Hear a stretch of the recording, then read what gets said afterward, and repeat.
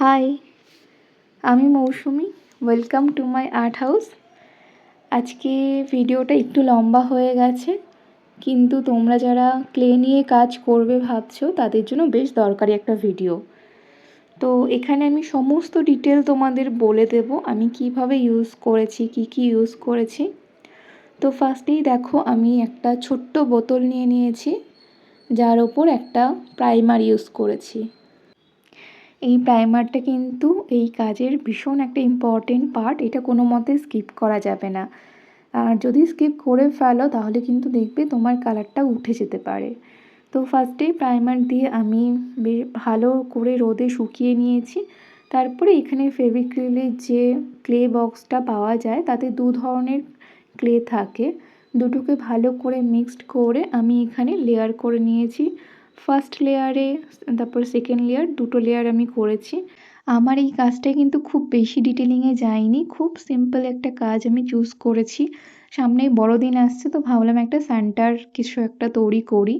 তো এখানে এই জাস্ট মুখটা তৈরি করব, তোমরা যারা করতে চাও করতে পারো।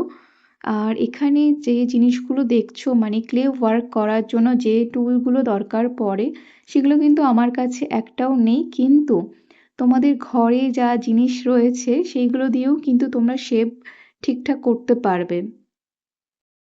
আর এই কাজে আরেকটা ভীষণ ইম্পর্টেন্ট তথ্য হলো, এই ক্লেগুলো কিন্তু ভীষণ তাড়াতাড়ি ড্রাই হয়ে যায়। মানে তোমরা দুটোকে যখন মিক্সড করবে তার আধ ঘন্টা 40 মিনিটের মধ্যে পুরোপুরি ড্রাই হয়ে যায়। আর একবার যদি শুকোতে থাকে তাহলে সেই ক্লে কিন্তু তোমরা আর কোনো কাজে ব্যবহার করতে পারবে না। তো তোমরা যারা নতুন কাজ করছো তারা খুব সাবধানে, খুব অল্প পরিমাণে ক্লে মিক্সড করে শেপ তৈরি করতে থাকো, আস্তে আস্তে ঠিক হয়ে যাবে।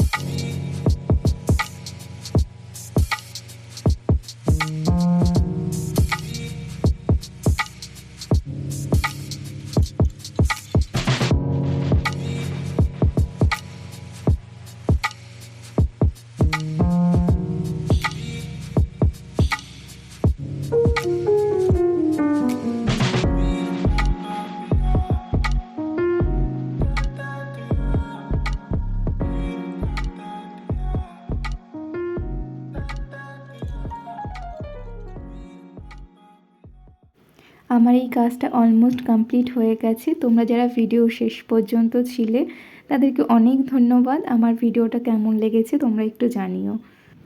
আর তোমরা কী ধরনের ভিডিও দেখতে চাও সেটাও আমাকে কমেন্টে জানাতে পারো। আজকের মতন এখানেই রাখছি, টাটা।